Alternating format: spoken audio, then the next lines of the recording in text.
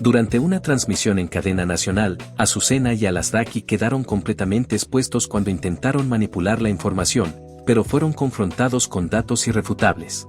Su intento de desacreditar las políticas actuales fracasó rotundamente, y lo que comenzó como una estrategia para sembrar dudas terminó siendo una vergonzosa exhibición de su falta de argumentos. La audiencia no tardó en notar su nerviosismo y evasivas cuando se les cuestionó sobre sus fuentes y la veracidad de sus declaraciones. El momento más humillante llegó cuando se proyectaron fragmentos de sus propias declaraciones pasadas, donde se contradecían abiertamente. A ver, aquí solamente se puede probar una cosa. ¿Quiénes son los columnistas que apoyan o apoyaron al crimen organizado o al proyecto criminal que empezó con Felipe Calderón? O sea, si usted quería conocerlos, ya los está viendo. Y los está escuchando en cadena nacional, en radio, en televisión, en todos lados. Esta defensa de Raimundo Rivapalacio a Calderón y a Peña Nieto, me parece que es de lo más ruin y muestra que en verdad él siempre ha defendido ese sistema político o ese matrimonio del crimen organizado con el gobierno. Pero además es escandalosa porque él se afanaba de ser el que más sabía del narco y García Luna le pasaba los expedientes y esto lo publicaba y hay fotos de él está vinculado con el narco. Entonces, eso es lo que te digo. O sea, para Estados Unidos ve y dice, a ver, espérame, el primo de este señor sigue de asistente de la presidenta de la Suprema Corte de Justicia. El señor del periódico que era amigo de García Luna sigue diciendo, entonces, los Estados Unidos sí podían demostrar, porque el Estado no es solo la presidenta ni López Obrador. Estados Unidos sí podría demostrar que el Estado mexicano está coludido por el narcotráfico y es gracias a Riva Payaso, es gracias a Norma Piña, es gracias al judicial y a muchos gobiernos locales. Sí, no olvidemos Chihuahua. Sí, pero el hilo conductor, Sandy, el hilo conductor es García Luna. García Luna no empezó a trabajar con Calderón, viene trabajando desde Salinas. Que además le señala el presidente Andrés Manuel de ir a rescatar al segundo tirador del caso Colosio. El caso Colosio. ¿Sí? Entonces, si siguen lo que dice Blanca, es un hilo conductor de todo un régimen que pasa por Salinas, Cedillo, Fox, que tiene obviamente su clímax, ¿no? Su clímax delincuencial con Calderón, pero que continúa beneficiándose del gobierno con Peña Nieto, porque los contratos que le dio Peña Nieto a García Luna y a su familia fueron de miles de millones de pesos. Aparte hay que también justo notando la historia de García Luna. También. Ahí te va la Loreta para que la tengas. La historia de García Luna pues comienza siendo justamente chofer de políticos, y entonces cómo se dan cuenta ellos, es una historia hasta interesante y de ver cómo iban viendo a los personajes idóneos para sus fines. Él era chofer y lo ven que era una persona muy movida y que sabía cómo hacer muchos business, estacionaban en zonas que prohibidas y él sabía cómo dar genéticamente diseñado. Yo era un personaje genéticamente diseñado. Bueno, según Francisco Cruz, que es el biógrafo, según Paco Cruz, él desde niño estaba rolando con policías, con judiciales en una cofradía y le hacen todo un círculo para introducirlo al CISEN y desde el principio entra al CISEN y una vez que obtiene el poder mata a todos, que si Wilfrido Robledo, que si Santiago Vasconcelos, que todos esos que lo apoyaron a subir. Él además le gustaba la brujería, entonces llegó con Marta Sagún a venderle. Pensé que ibas a decir los avionazos porque casualmente era puro avionazo, ¿no? Pues era un personaje también le gustan, yo creo. Y tenía toda la información, solo él y Manlio Fabio Beltrones eran los que tenían toda la información de todo y él llegó a vendérselas a Martita y a Fox para llegar a la presidencia. Hay que ser muy concretos en eso. O sea, si alguien sabe la entraña de toda esta situación es García Luna, porque sabe desde lo de Colosio hasta todo lo demás y mucho antes. La primera reunión que se tiene documentada de García Luna con un sicario del crimen organizado, estamos hablando de la década de los 90.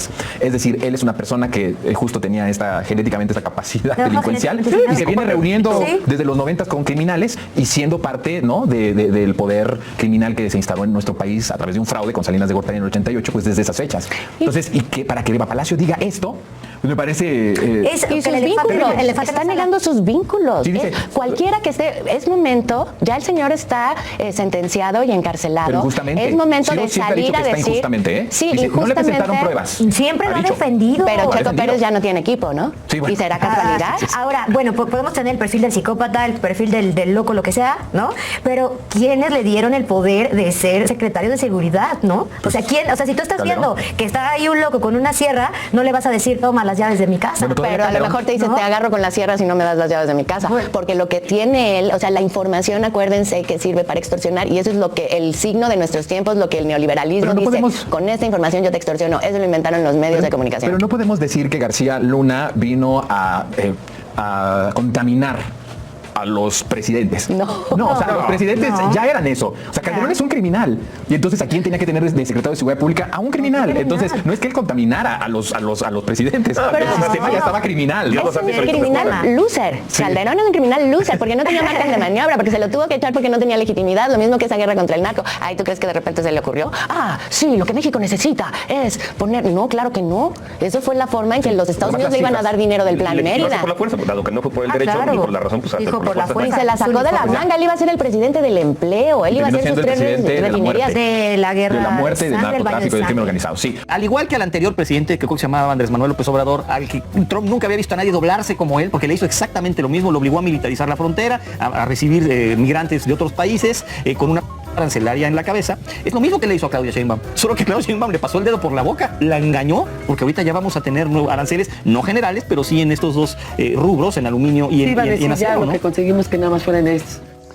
¿Alguien escuchó, entendió lo que dijo Margarita Zavala?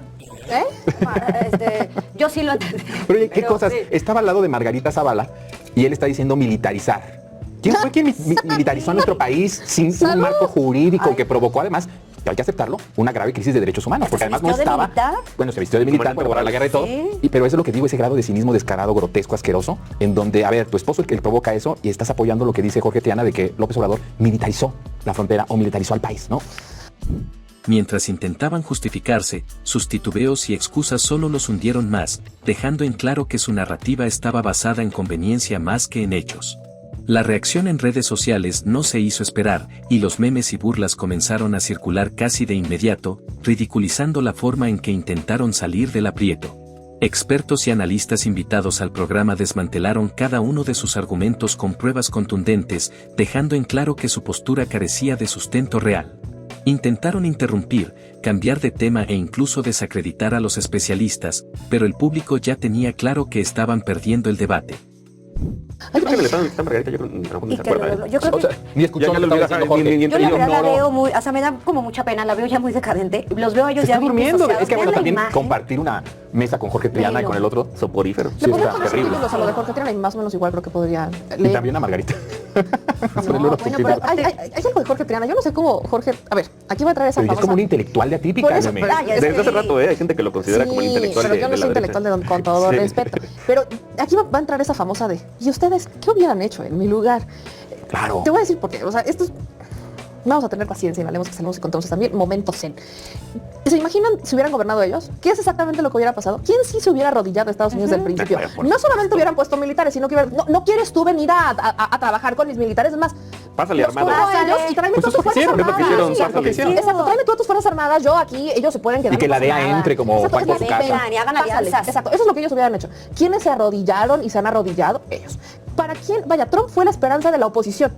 ¿Quiénes están realmente sometidos a Trump? Ellos. No hay nadie más. ¿Sí? Pero Jorge Triana queda, perdón, insisto con todo respeto, como un profundo ignorante cuando volteas a ver lo que dice Marcelo Ebrard sobre el tema del acero y del aluminio. Sí. ¿A quién le va a pegar los aranceles? A ellos. A ellos. Ellos son los que producen más acero y aluminio. Sí, nos venden, los compramos. Ellos, otra vez la presidenta le tiene que enseñar a Trump, le tiene que enseñar, ¿no?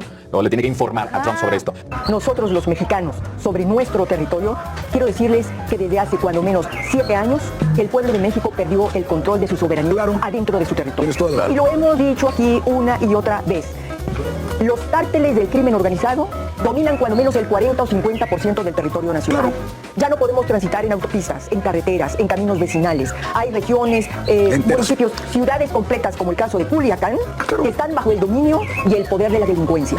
A ver, entonces, insistimos, perdón que insistamos, pero la soberanía comienza a defenderse desde adentro. Ahora, la soberanía no se defiende con saliva, como lo quiere hacer la señora presidenta, como lo hizo en Michoacán, donde hizo una arenga. Que nadie se atreva a violar nuestra soberanía. Señora presidenta, empiece por los cárteles, porque ellos son los primeros en violar el territorio nacional. Muy bien dicho, porque además la soberanía, digamos, los cárteles del crimen organizado se están arrogando atribuciones que corresponden esencialmente al Estado mexicano. ¿Cuáles son? Seguridad pública y el cobro de impuestos. Ellos, a través del derecho de piso y a través de estar matando o protegiendo según convenga, se están erigiendo como si fueran la autoridad del Estado mexicano. Pero es de nuevo, a ver, dice ella, Beatriz, desde hace 7 años ya no somos soberanos porque el territorio lo tiene controlado el crimen organizado. 7 años, es decir, en el sexenio, iniciando el sexenio de Andrés Manuel López Obrador. O sea, toda la desgracia que México ha vivido y que sigue viviendo en muchos aspectos está provocada por Andrés Manuel López Obrador el 1 de diciembre de 2018. ¿Cómo estructura su oración? ¿No? O sea, entonces, por lo tanto, antes de 7 años atrás, éramos soberanos de nuestro Porque no había crimen organizado. Porque no había crimen y vivíamos no había desapariciones. En un mundo de unicornios. No había nada, ¿no? Aquí aplica una inanita, ¿no? Ay, tendrán ahí una música de terror para... Sí, de gritar ahí. De manera sistemática, tanto en la encuesta nacional de seguridad urbana que preguntan por estos temas como la victimización, es todo lo contrario a lo que dice esta gente. Así como en el caso de Colosio, tú digo, sí, evidentemente falta mucho, pero la curva ya cambió, ¿no? De tendencia. Y ahora ya estamos mucho más marcada. Cuando tú le preguntas a la gente en las diferentes ciudades, ¿no? Esta de seguridad urbana, si se siente segura en sus ciudades, en la mayor parte te dicen que sí, ¿no? O sea, ha bajado la percepción de inseguridad. Y en las carreteras también se pregunta por eso. Y también lo que ves ahí, digo, sí sigue siendo una cifra relativamente baja, pero hay una mejoría. En todas las áreas hay una mejoría, y yo creo que es muy importante decir esta baja que hasta el propio Ciro Gómez Leiva ha puesto incluso en su programa, en donde dice, estamos nosotros diciendo 80, 90 asesinados diarios, y ahora ha bajado la cifra a tantos 60 diarios. Eso, perdón, en una guerra de exterminio que empezó Felipe Calderón, tener esas cifras, que sigue siendo terrible, sí, pero es alentador y esperanzador. Ya estamos abajo de los 2 picos. Enero fue el mes con menos homicidios. Y de las carreteras, a ver, de las carreteras, ¿qué pasaba en las carreteras? No le hablaban a la Policía Federal de Caminos. Hay testimonios de agentes de la extinta Policía Federal de Caminos que cuentan, que les decían, retírense de esta zona de peligrosidad, y que ellos mismos decían, ¿cómo nos están pidiendo que nos retiremos? Y era para darle paso libre justamente a los grupos criminales que se protegían desde el gobierno. ¿Y en qué gobierno pasaba eso? ¿Y quién trabajaba en ese gobierno aparte? Porque ahí está Javier Lozano. Y me parece muy interesante cuando tanto Beatriz Pajes como Javier Lozano dicen, es que ahora se eligen como autoridades. Todos nos acordamos de la chapodiputada, ¿verdad? ¿En qué partido político estuvo la chapodiputada? ¿De qué partido político fue postulada la chapodiputada? Del PRI. ¿Cuántos sí se acuerdan de la legisladora que detuvieron apenas, que era de Tamaulipas, del cártel de cabeza, del gobierno de Cabeza de Vaca, y que detuvieron en Estados Unidos por tráfico? Sí. Era del PAN. Híjole, no me acuerdo. Sí se acuerdan todos los detenidos en el Estado de México de la Operación Enjambre? ¿De dónde estaban? PAN, PRI. Qué cosa tan más curiosa. Podemos ir con una lista muy larga. Empecemos por quien fue aliado y amigo del propio Javier Lozano, Genaro García Luna. ¿En dónde está Genaro García Luna? Está detenido y sentenciado en Estados Unidos por complicidad y conspiración con el crimen organizado. Pero entonces, ¿qué es lo que pasa? O sea, yo sí me hago la pregunta, ¿cómo pueden tener el grado de cinismo? Pues es este grado de cinismo. Pero ¿qué es lo que impulsa ese grado? Porque es bastante grotesco. O sea, la gente identifica mucho de esto que tú estás diciendo, Meme. Y entonces que ellos le estén hablando, ¿a quién están hablando? Es que sí le están hablando a alguien. O sea, y esto es importante tenerlo, sí le están hablando a alguien. Ellos apuestan por un golpe de Estado blando. ¿Qué factores necesitan para que ese golpe de Estado blando se dé? Lo intentaron con Andrés Manuel, lo siguen intentando ahora con Claudia. Necesitan un pueblo enardecido. No les favorecen las cifras, no les favorecen los datos, no les favorece. Pero imaginémonos un mundo en donde el gobierno no tenga eco, en donde el gobierno no tenga las mañaneras, en donde un gobierno no tuviera voz. Los que hablarían serían ellos. Y en su mundo de fantasía en el que vivieron durante muchos años, ellos eran la única voz establecida. Hoy ya no están en tantos medios de comunicación, aún aparecen y hoy tienen voz, pero también hay una contraparte. Y esa es la única razón por la cual se ha frenado el objetivo de lo que hacen, que no lo han dejado de hacer. Mentir, el propio Larraqui lo ha dicho, la única manera de vencer a Morena como es mintiendo. Entonces, eso es lo que buscan, mentir y utilizar sus expedientes o sus currículums personales como si fueran garantes de legitimidad para opinar y hablar de ciertas cosas. Y le hablan a un grupo determinado de gente. Claro, hay cosas que arreglar, por supuesto. Que en Morena también se han infiltrado personajes totalmente especiales, sí ha pasado. Sin duda. Y allá hay una enorme responsabilidad. Hay por allá unos senadores o diputados. Que fueron diputados, senadores fueron diputados y así pasa, claro. Y ahí hay un trabajo gigantesco que tiene que hacer el partido para evitar eso. Pero también hay mucho pueblo que está mucho más politizado. ¿Qué es lo que ellos quieren? Gente que solamente los escuche y les diga, tiene razón. Que se enardezcan y entonces ir. Pero no es vecino, ni su vecino. Que es maravilloso, maravilloso. Y ahora, que apuesten por ellos, pues ya ni la ayudes a ir.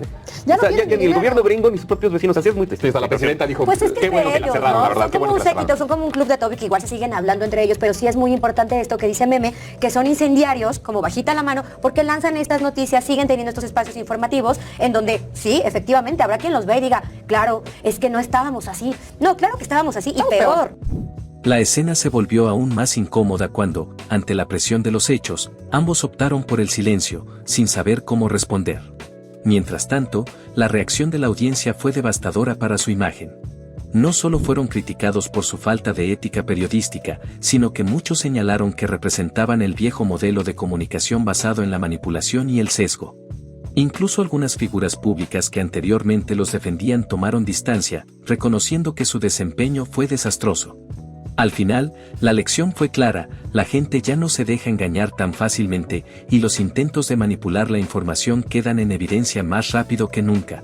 Azucena y Alasraqui no solo perdieron credibilidad, sino que también quedaron marcados como símbolos de un periodismo que ya no tiene cabida en una sociedad más informada y crítica.